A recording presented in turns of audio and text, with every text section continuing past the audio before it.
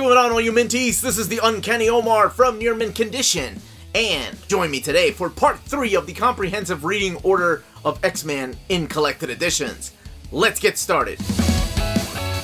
And welcome back, everybody. Before getting started, a huge thank you to all our patrons for voting for the X-Men reading order. Every month, or this time around every couple of months, I'll put up a poll so our patrons can vote on the next reading orders. And if you want written documentation of this reading order, that can also be found on our Patreon. That starts at the $1 tier, and we have different tiers with different rewards. So all of that information is in the description below. So this time around, we're going to be focusing on X-Men from 1995 all the way to 2004. So we're mainly talking about the aftermath of the Age of Apocalypse era all the way up until the end of the Grant Morrison era on X-Men. Oh, before getting started, please don't forget to hit that like button and subscribe if you haven't subscribed yet. We put out videos every day, and ring that bell for notifications to let you know when our videos are going live. Alright. Let's go ahead and get started. Let's move this guy out of the way because it's kind of his fault that we're getting all this started. But we're going to kick it off with X-Men Road to Onslaught. So we're going to have to start mixing trade paperbacks and oversized hardcover collections again, because this stuff is not available in oversized hardcover format. So what kicks off this era is the X-Men Prime one-shot. Now, you may have seen in the Age of Apocalypse that X-Men Prime was collected in that omnibus. However, it's not fully collected. To get the whole thing collected in collected edition, that sounds kind of redundant, but stay with me. It's all in these in the pages of the Road to Onslaught Volume 1. So this book right here. And this kicks off a new era for our merry band of mutants. So it's after Age of Apocalypse. What comes next? Well, everything starts leading up to, from this issue right here, issue 322, when the Juggernaut gets knocked out. That's a cover by Joe Mad, but the internal artwork is done by Tom Grumet. And you see the Juggernaut got knocked out, and the X-Men are like, who could be powerful enough to knock out the Juggernaut? And he only says one word. That's right, you guessed it. Onslaught, of course. Who is this guy? So by now we have Scott Lobdell and Mark Waid leading the charge with the X titles. And since we're mainly focusing on just X-Men, we're not going to be talking about X-Force or X-Factor. I've done an X-Factor reading order, and I've done an X-Force reading order. I do need to update my New Mutants reading order. I love this issue right here. This issue right here would look so phenomenal in oversized format. One of my favorite things about this issue right here is my boy Skin wearing a giant Robo t-shirt. You knew back then that Joe Mad was a big fan of anime. Who the hell knew about Giant Robo except for us hardcore fans? I was a big fan of that era. Now we have Generation X.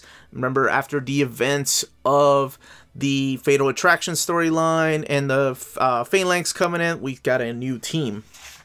So we have Colossus coming back to the team. Callisto comes back, and Callisto's looking hotter and hotter. That's the way Joe Mad drew her. Long gone are the days of Paul Smith's designs. This is also another beautiful cover. I remember meeting Andy Kubert at a convention, and he talked about how that cover right there was actually 3 times as big. But for some reason, they couldn't fit it all, so they just focused on Gambit and Rogue. Andy Kubert still drawing the artwork for Adjectiveless X-Men, and then Joe Mad was the main artist on Uncanny X-Men. So that takes us to Volume 2 of the Road to Onslaught, and all of this would make a nice omnibus. You know, all 3 of these trade paperbacks, I think that's big enough for a nice fat omni called, oh, I don't know, The Road to Onslaught. So again, we keep focusing on this newer character named Onslaught. We don't know exactly what he is. Is he a machine? Is he a human that's against mutants? What exactly is it? This also has the crossover with the Clandestine team, which is the Alan Davis team that he created. So this is the only place to get it. Brian Hitch now drawing more and more internal artwork. And what is this? Is this the handbook? Oh, this is the X-Men timelines that they started adding to the back of the single issues. So each of the X-Men get their own timeline in the back of each of the comics. We have the return of the X-Babies, Mojo. I think Mojo for sure is one of my most hated X-Men villains. And here we have more Onslaught. What is this? Who's doing this? Bishop and Gambit have a nice team up, and we have the return of a character as well as the return of Roger Cruz with a Joe Mad style.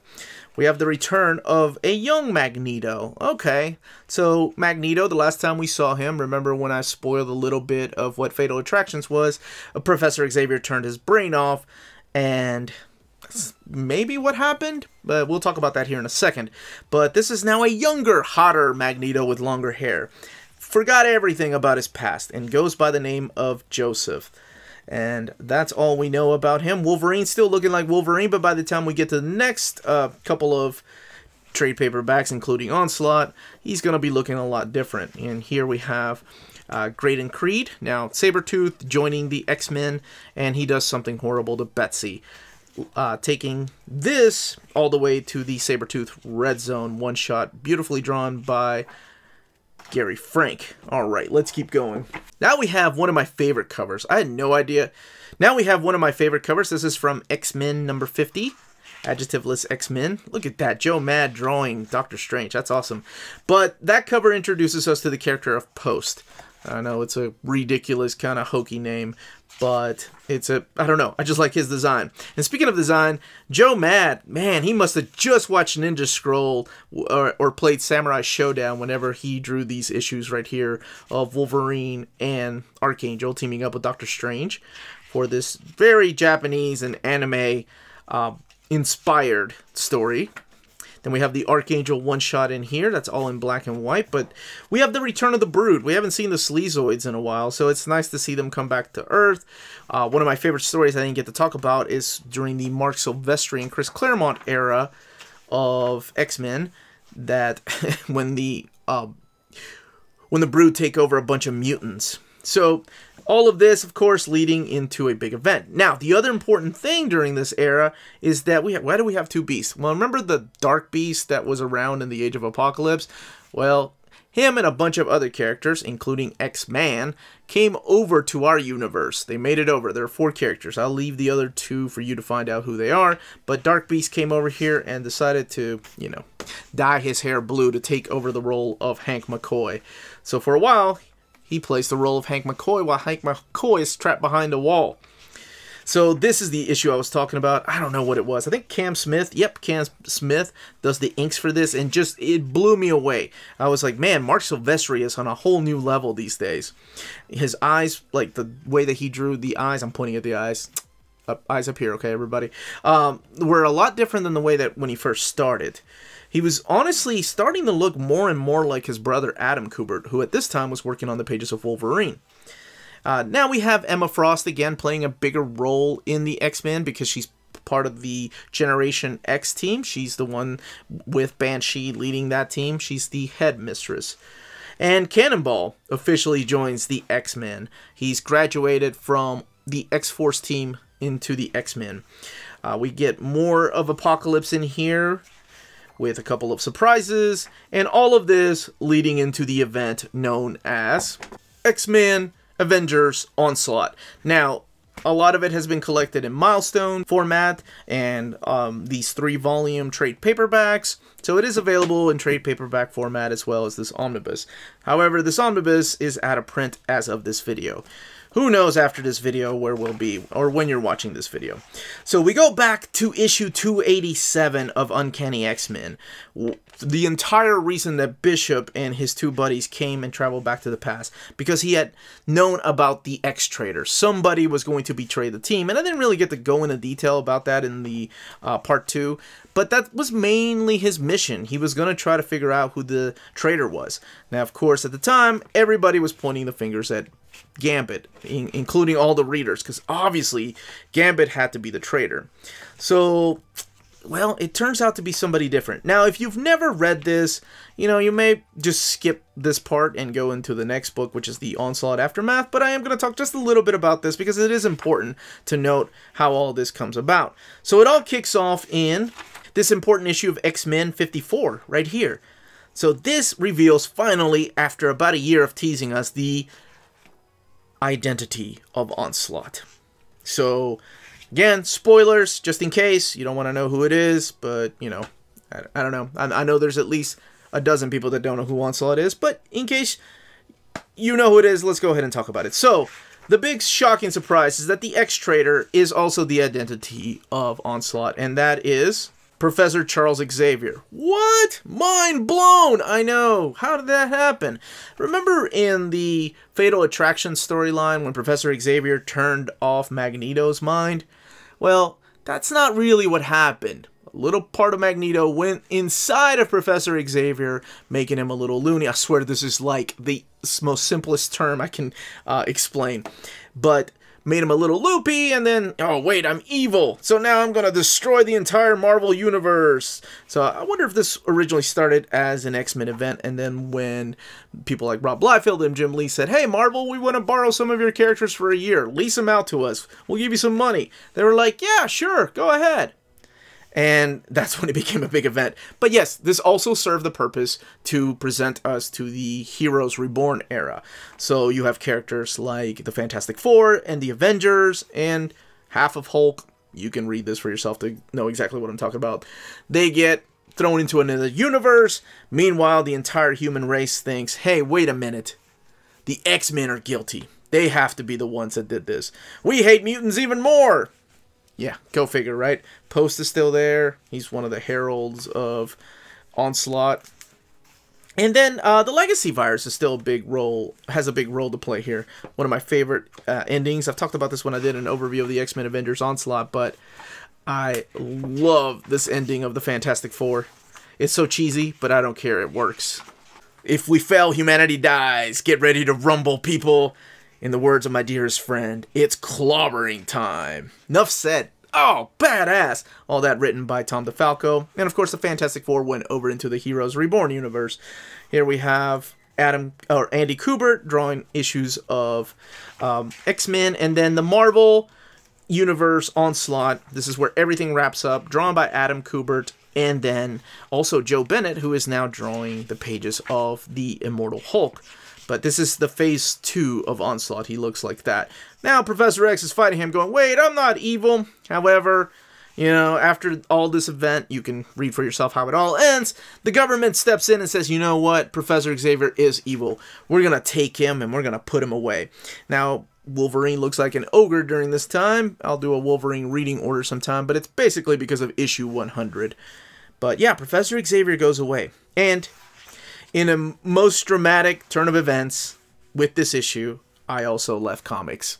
This was my final issue. I was working at a comic book store, and I still remained at the comic book store. But I figured, you know, Professor X is leaving. X-Men is just not the same. I was in high school. I was getting ready to go to college. You know, I took other interests, and that was it. That's all she wrote. I was done with comic books. It wasn't until later that I came back. Then when I came back, of course, I went back and got all the issues I missed and have read them quite often. And honestly, I don't know if I still feel the same about Onslaught or not. I know there are worse storylines than Onslaught out there, but for me, this is the one that broke the camel's back and just kind of put me off of comics for a long time.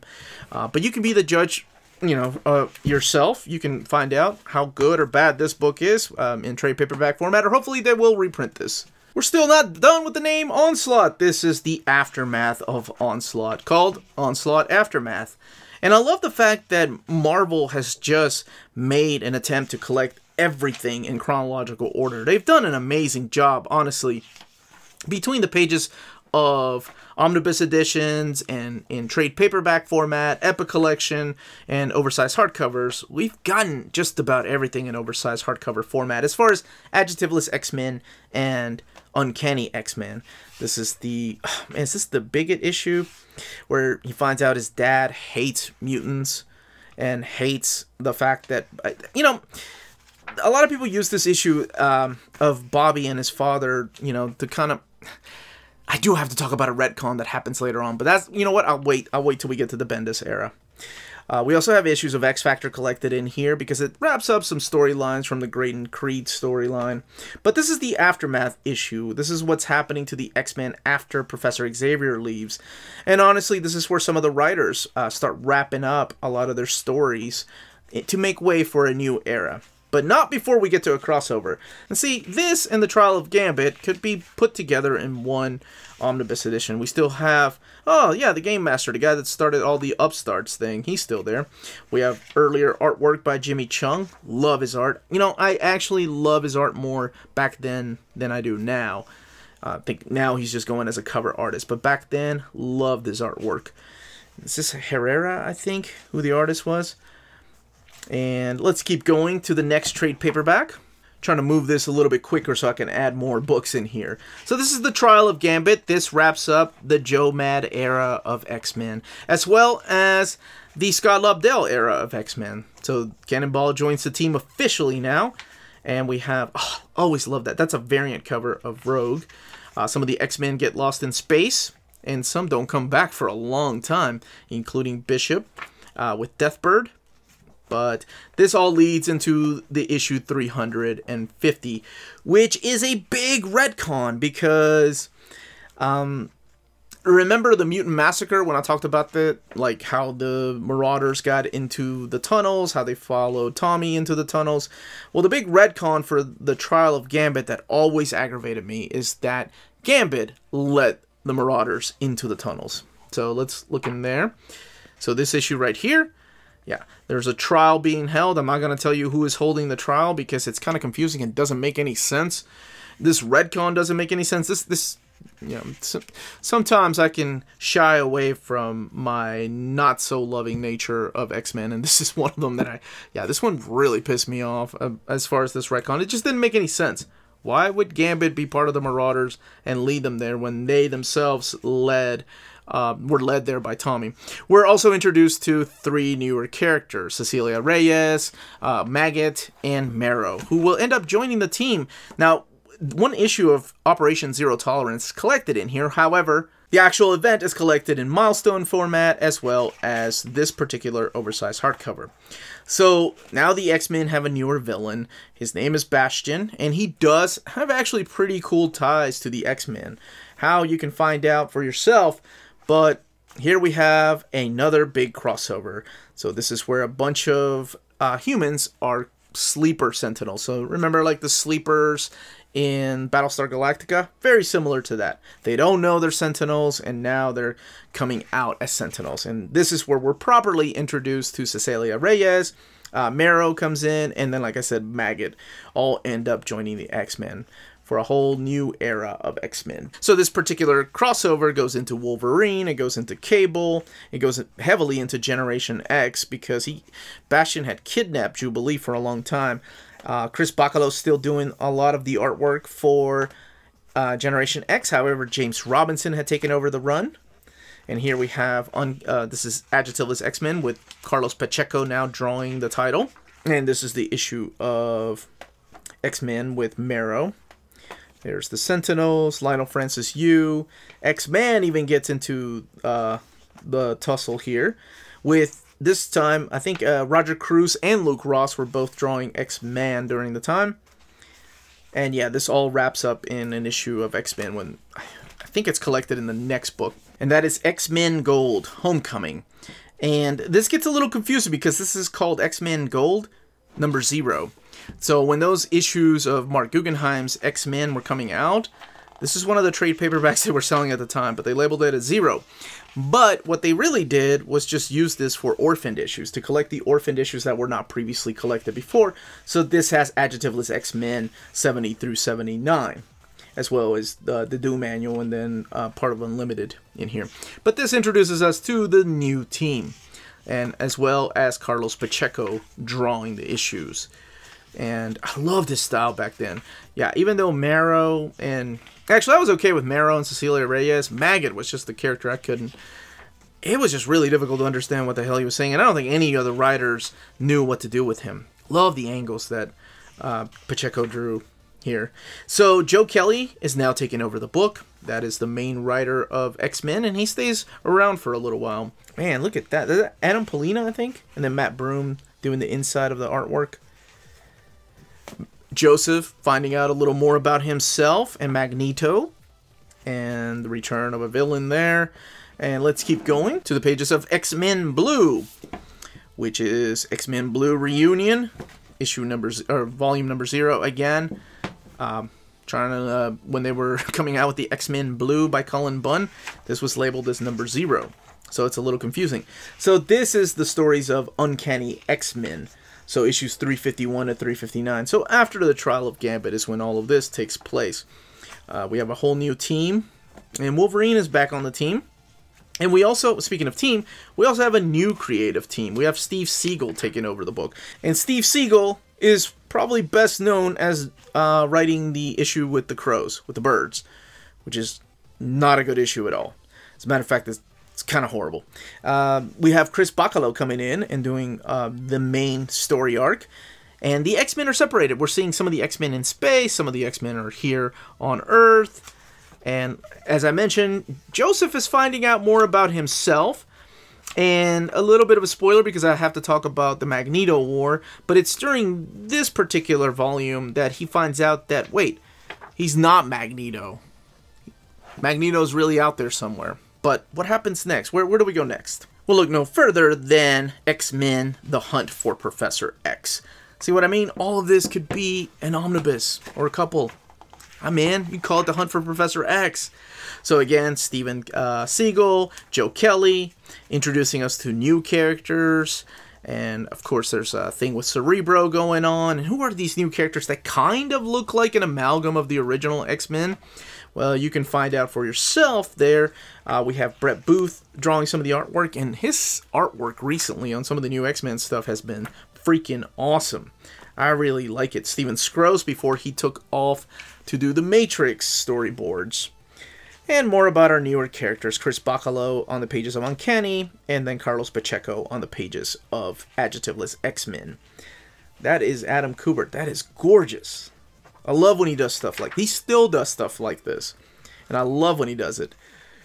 It almost looks like this painted or like watercolors on pencils look to it. Love the reunion of the original X-Men. So by now, Excalibur is over, and I'm still going to work on my video of where to read Excalibur and X-Factor. So the editors were like, wait, what are we going to do with Shadowcat, Kitty Pryde at the time, Catherine, Colossus and Nightcrawler? They were part of the original team. What are we going to do with them? Let's go and bring them back to the pages of X-Men. So that's what happens here. The X-Men are reunited, where some of the original giant-sized team members, and of course, one of their best friends, Kitty Pryde. Which takes us to this big battle right here. X-Men Magneto War. Joe Kelly, Alan Davis are now the big guys behind all this. So Alan Davis comes in and he co-plots it. He also writes it, and it is the return of the classic Magneto. The hunt for Professor Xavier, by the way, success! There he is. Good job, X-Men. You found him. So this is the big all-out war and the true origin of who Joseph is. And you can find out what exactly happens here. I'm not going to spoil that, but I did have to talk about that Joseph and Magneto were two different entities. So the real Magneto was out there, and Joseph was somebody else. And this is how they all duke it out. Adam Kubert is now coming on board to draw pages of Uncanny X-Men. Alan Davis is drawing pages of Adjectiveless X-Men. And now Alan Davis is going to be the ongoing writer on both books. So this is all setting up a big event. A big event that has been years in the making, and I mean years in the making, since issue number 12 of X-Factor, which is the very first time we mentioned this story arc called The 12. But we'll talk about that here in a second. This also has the limited series Magneto Rex, and then the one-shot of Magneto. But all of that is collected in here. This is Brandon Peterson on the book. And it's more about Magneto and Rogue's relationship and what they once were.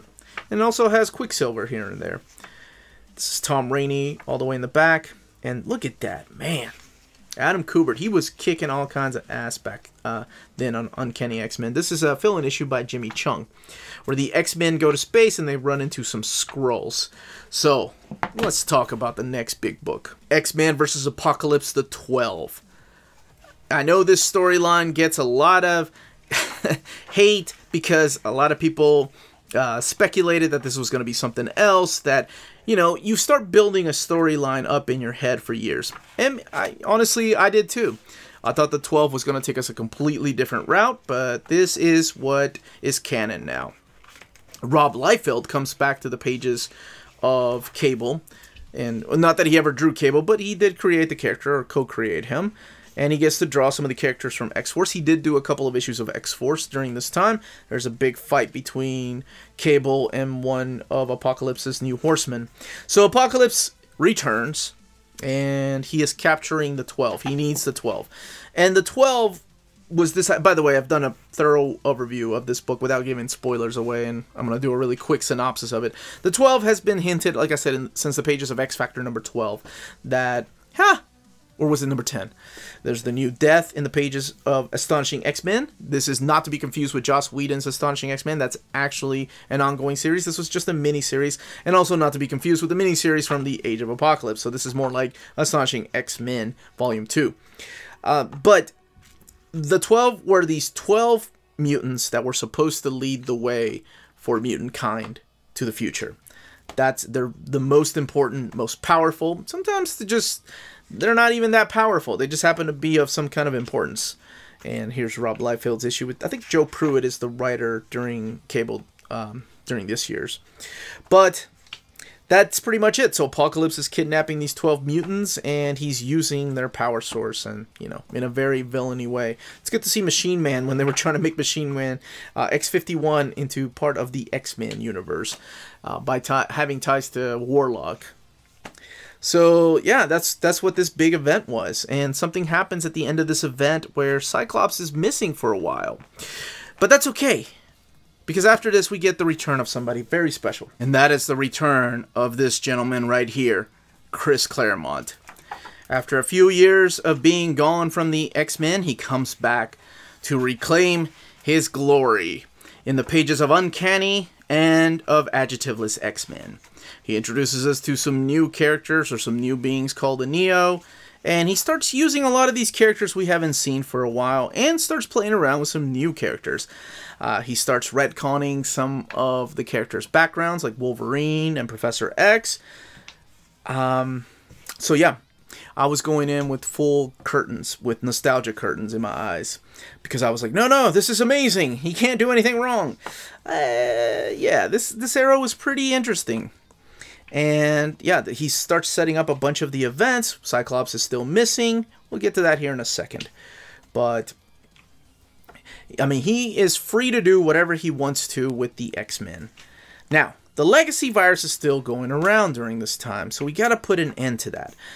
So we'll get to that here in a second. We also have the return of a character that we thought was gone since the pages of Uncanny X-Men 303.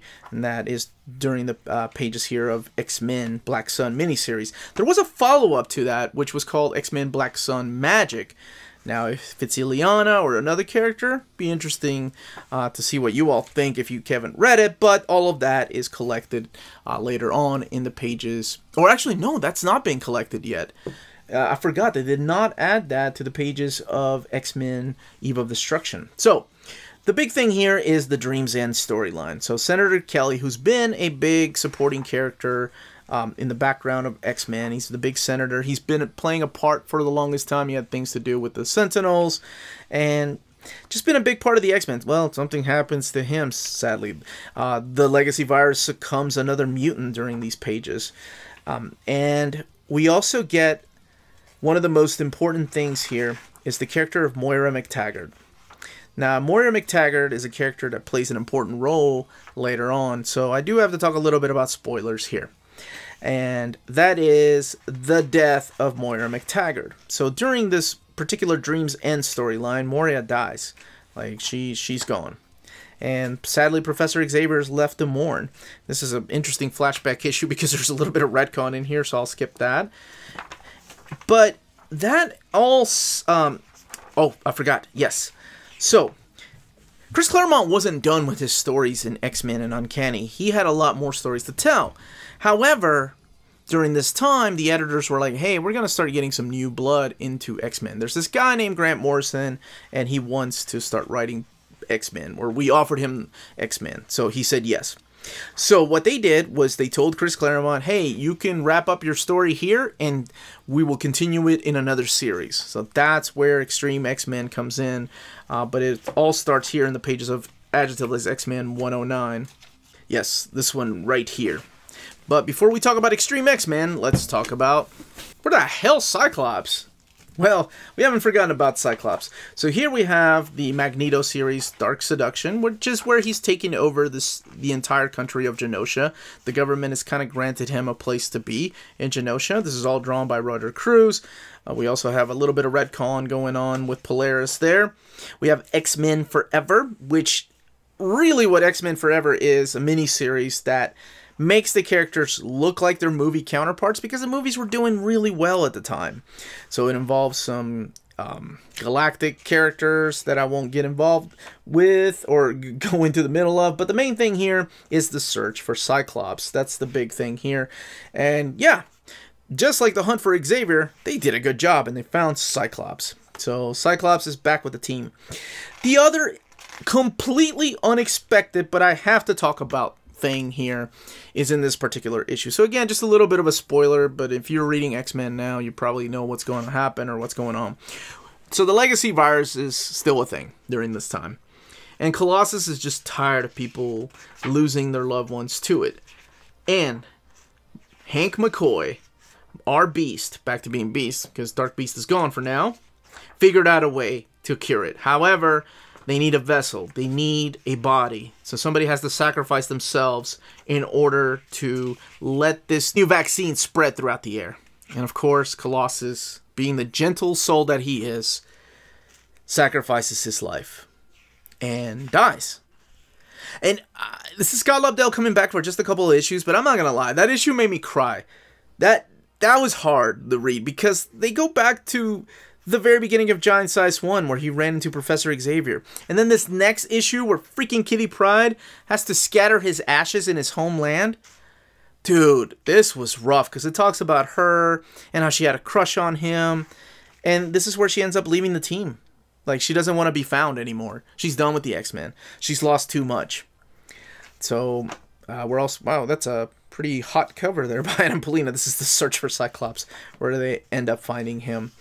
But we're not done talking about X-Men yet, because I mentioned a big name, Grant Morrison.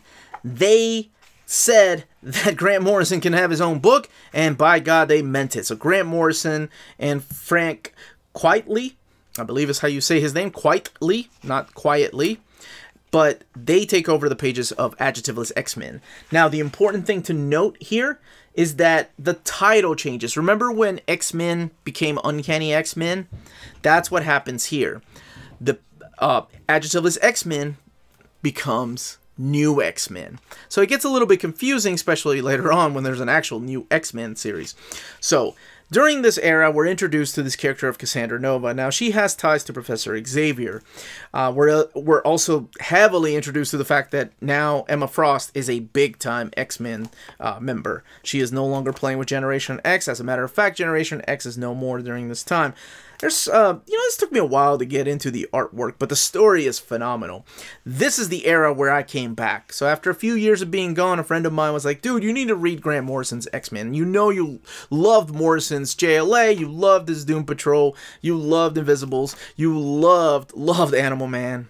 Give it a shot. We're also introduced to the character of Zorn, who plays a big role in here. But I came back. And he was right. I was hooked. I was like, I want more. The Cuckoo Sisters here. And, of course, this whole feud between Jean and Emma Frost. Sage is now part of... Oh, gosh, what? I forgot about that retcon. Sage is a huge part of X-Treme X-Men. I'll talk more about Sage here in a little bit and who she is. So when I suggest reading this, go ahead and read the whole thing. It might spoil some things that are happening in X-Treme X-Men, but you'll get more of an enjoyment out of this if you read this from cover to cover. There's no, Morrison did not play well with other, well, I don't want to say played well. They didn't want to do any crossovers, so Morrison did what they wanted to do, and that was just tell their story. And it's funny because I remember reading an interview with Morrison, and they talked about how, we were still like 2 years away from the Morrison's ending of New X-Men. And they said, yeah, I was already done with that story already. I wrote that 2 years ago. It just hasn't been drawn yet. So Mark Silvestri comes in for the wrap-up issue. So one very important thing that happens here, though, is during the Planet X conclusion, we're also introduced to a badass character named Phantom X. Damn, these overviews are going to take forever. Sorry. But the most important thing out of here, again, just a little bit of a spoiler, is that this is where Jean Grey dies. Not the Phoenix, our Jean Grey. She ends up dying, sacrificing her life. We have a possible future storyline that is beautifully, beautifully drawn by Mark Silvestri. He comes back for this to join Grant Morrison on this pretty interesting storyline. But yeah, Jean is dead. So let's talk about where the X-Men are, the rest of the X-Men that are not here. Alright, we're going to get through this quick. So, enter X-Treme X-Men. Good lord, I want an omnibus of this stuff. Chris Claremont, remember, he got to keep telling his story. So, in the pages of Uncanny and Adjectiveless X-Men, he introduced us to the notion of the Destiny Diaries. Destiny was a character that had been around for a while. She ended up actually dying in issue of Uncanny X-Men 288, or no, 255. It was 255. She was Mystique's partner, and they have this whole history together, and you can read all up about that, and you can even read Chris Claremont's original idea about that. It's all online. But the Destiny's Diary is what these X-Men were trying to prevent from happening. We're introduced to a new character named Thunderbird, and let's actually keep going. You know I love sneaking in trade paperbacks and volumes in there for the people that take the snapshot of the thumbnail. But this is takes place between volumes 1 and 2 of X-Treme X-Men, and you get to know the team a little bit more here. So this is really regarded as X-Treme X-Men 1.5. It is not drawn by Salvador La Roca. This is Kevin Sharp is doing this little mini-series. But we see the mutates again. We haven't seen them since the pages of Uncanny X-Men with Magneto when he was down there with the mutates. But we go and visit those characters again. Otherwise, we're going to be just talking about this for a long time. And we're also introduced to another character named Sage. However, Sage is pretty interesting because Sage had been around for the X-Men for a long time. But she played a minor like a background role. All she did was just sit in the background, really didn't talk. And she's kind of a badass. She's kind of like their equivalent to Oracle in the DC comics. But here she is now playing with the X-Men, and the X-Treme X-Men are full of Gambit, Rogue, Thunderbird, Bishop, Storm's the leader, Beast for a while, and then Psylocke for a while. And then we're introduced to, like I said, Thunderbird. There's also Lifeguard that joins the team, Stream. I was talking about, what's his name? Slipstream, I think was his name. These characters didn't stick around that long. And Chris Claremont was joined by one of my favorite artists during this time, and that is Salvador. Well, not that. This is the mini-series. But Salvador La Roca joins Chris Claremont on this journey. And it's really cool because Salvador La Roca's artwork during this time was just pencils, and then the colors went on top of the pencils. So I don't know what it was, but it looks so much better to me than actual, pencils with inks. But it blew me away. So, and even X-Treme X-Men had mini-series like Mekanix. This is talking about Kitty Pryde. We haven't seen Kitty Pryde for a while. Where's she been? Well, you can find out in this mini-series. And there's also a couple of other special guest stars that show up here from the X-Men's past. It's really cool that Claremont was able to play with a lot of these characters. Man, those covers, though. Yikes. No wonder people passed on some of these books. But this one here, Mekanix, features just Kitty Pryde and what she's been doing with her time away from the rest of the team. Because remember, towards the end of Eve of Destruction, she just did not want anything to do with Professor Xavier or the X-Men. But she's slowly trying to come back, or starting to come back. So that's X-Treme X-Men. That's the third title. New X-Men was Old X-Men. Oh my gosh, that's confusing. Adjectiveless X-Men became New X-Men. And then we got Uncanny X-Men. Now, this had Ian Churchill, I'm sorry, came to the book and he started doing the artwork in here. And this is during the time when the movies were hot. So, remember the movies, they wore leather outfits. So, that's what the X-Men started wearing here, too. All of this written by Joe Casey. Now, Joe Casey's the main writer, Ashley Wood doing the issue 400 here.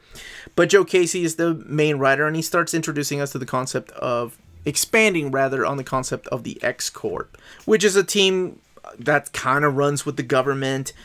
We have characters that make their return here, such as Banshee, M. Now she's playing with the big leagues, Nightcrawler. So, But mainly, this is the big stepping up for Chamber, who was a character in Generation X. But that title had been canceled before all this started, so now he is here, and he's playing with the Uncanny X-Men. However, Joe Casey doesn't stay around long. So who did they get to come and take his place? None other than Chuck Austen. I'm sure even if you've not read any of this stuff, you've heard the name Chuck Austen in X-Men. A lot of people express their strong opinions on this run. It's regarded as one of the worst X-Men run ever. There are some things that I did enjoy about this. One of the things that they did do, and this is probably editorial, was team him up with Japanese artist Kiyoshimiya. I love Kiyoshimiya. Kiyoshimiya did Dark Angel. Kiyoshimiya did Silent Mobius. So I'm not sure how I felt about Kiyoshimiya drawing American comics, though, but you know, I was okay with it. And now we're introduced to the Homo Superior concept too. Claremont did that in the pages of X-Treme X-Men with Vargas, and then Chuck Austen did that here with these werewolves that are stronger than mutants. But this is what some of the artwork looks like from Kiyoshimiya. Northstar joins the team, which was really nice to see Northstar come back to the X-Men, or actually be a big part of the X-Men. Angel's part of the team. The Juggernaut ends up joining the team, and we need to keep going.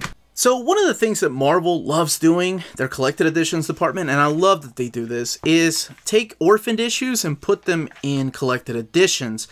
But the names are a little off sometimes. Like, for example, X-Men Gold and X-Men Blue, Volume 0 had nothing to do with those other series. But they're those orphaned issues that you're missing. So that's what they did with X-Men Unlimited. X-Men Unlimited, of course, started back in 1993. And some of the missing issues are found through this collection, which is called New X-Men Companion. So I think this is probably the best place to read it, because things are going to be changing, and just like they always change for X-Men. But it's good to see these characters. You know, you get to see a lot of talent write different characters here. You get to see the beginning of some of the storylines that later play part in Exiles, in Wolverine, in future issues of Excalibur, the new Excalibur series. But this is the New X-Men Companion. It really has very little, if anything, to do with New X-Men, other than the fact that some of the characters appear through these pages. That's Scotty Young, or Jason Pearson. Let me see. That's Jason Pearson. Yeah, I can tell by his faces. Scotty Young does have a issue here with Blink and Nocturne. That's right, Blink from the pages of Age of Apocalypse shows up in the pages of Exiles. But let's keep going. So we return back to X-Treme X-Men. I think this is a good place to start wrapping up this series with God Loves, Man Kills 2. Remember when I said the X-Men movies were hot? Well, so were the comics that they were loosely based on.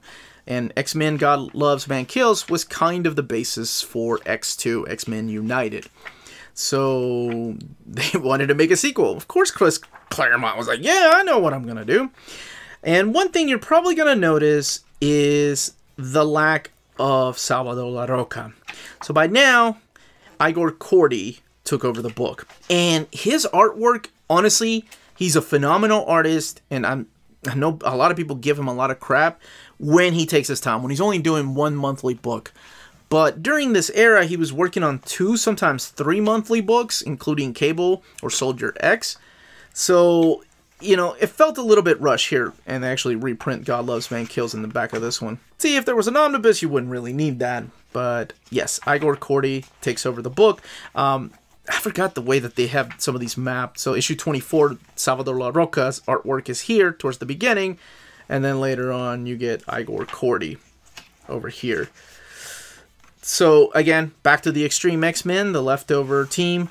By now, they've been reunited with a lot of the characters from Grant Morrison's New X-Men. And there's a lot of reunions here. Cannonball ends up leaving Uncanny X-Men to join the pages of X-Treme X-Men. So it's good to see Chris Claremont, his co-creator, write him again. And, you know, one thing that's not in here that I'm sure you're probably asking is, what happened to the Neo? I don't know, but I think most X fans are okay with that. Love that cover. That's a take on issue number 1. Salvador La Roca does supply the covers. Here, let's keep going. And go back to Uncanny X-Men.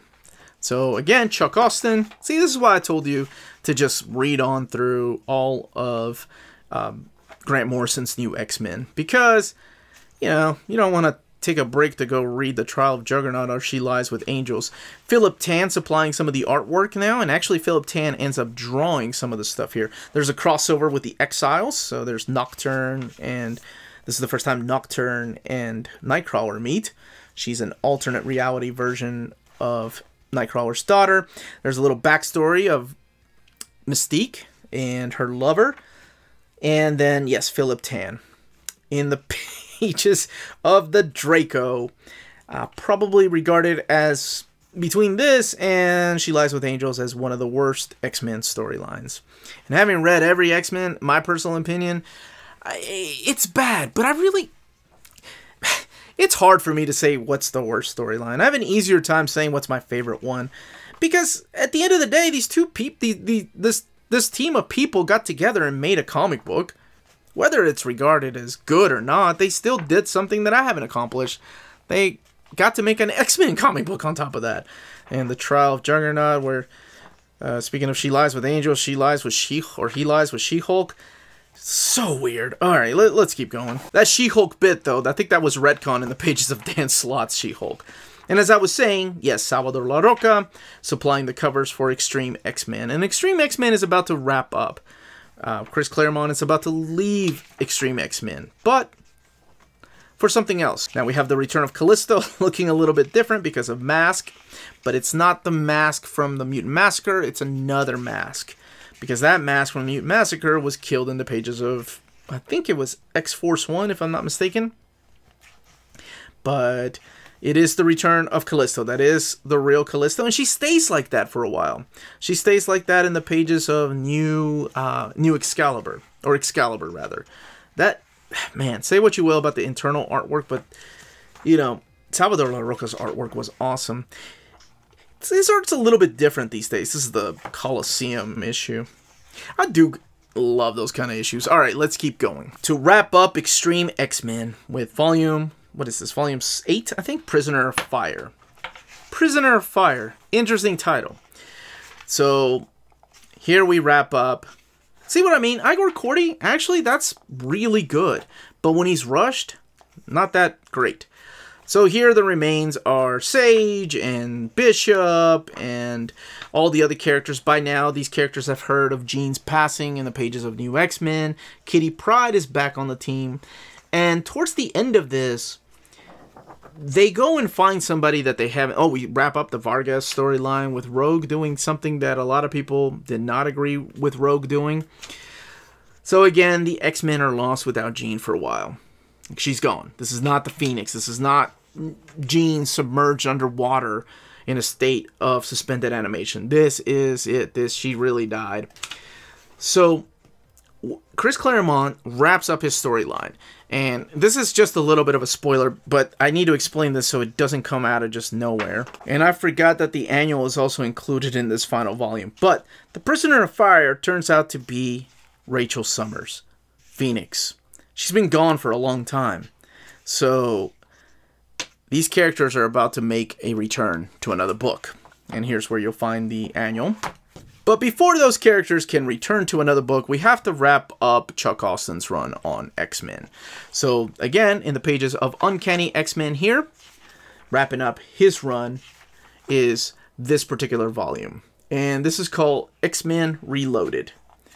And collecting Uncanny X-Men 437 to 443, and then New X-Men 155 to 156. However, after issue 156, the title changes again. This is She Lies with Angels. Oh boy. The title changes again to Adjectiveless X-Men. So it gets a little confusing, and that's why I do reading orders. So keep that in mind. After New X-Men 156, the title changes back to its original title, X-Men. Because there's another title that has the name of New X-Men. And I'll go over that in part 4 of this. So this wraps up Sammy the Fish Boy, Nurse Annie, all the story arcs that Chuck Austen introduced. There's a couple plot threads that are hanging in here. We're introduced to a character that we thought died in the pages of New X-Men, Grant Morrison's New X-Men, but Sure, why not? But that's it. You can find out for yourself how Chuck Austin's run is, and I'll be 100% honest with you. As much as I don't like his run, if there was a Chuck Austin Omnibus announced, you damn right I'd be the first one in line to get it, because that's how much X-Men mean to me. But that, as they say, is that. Now, if you're interested in purchasing some of these books, don't forget to check out our sponsor, CheapGraphicNovels.com, your online source for collected editions up to 50% off retail price. Cheap Graphic Novels prides itself on excellent packaging, so your stuff gets to you in excellent condition, and they have amazing customer service. Check out their bargain deals for up to 90% off cover price. And for all you Minties that are watching, if you're a first-time customer, don't forget to mention that Near Mint Condition sent you their way for a promotional credit on free shipping on your next order. Now, this is only for US customers. CheapGraphicNovels.com, your source for the hottest books with deep discounts, customer service, and excellent shipping that will keep you coming back for more. And that was part 3 of the comprehensive reading order. Please don't forget to check out our Patreon. All of that information is in the description of the video if you want to join Patreon and have your voice heard as far as the reading order polls. And let me know if I left anything out. Hopefully I'll be working on part 4 soon and get that out here in the upcoming week. Again, this was the Uncanny Omar. Thank you all so much for watching. Please don't forget to hit that like button, subscribe if you haven't subscribed yet, ring that bell for notifications to let you know when our videos are going live. We are on Spreadshop. That information is in the description of this video. More importantly, everybody, please stay healthy, stay safe, and much love.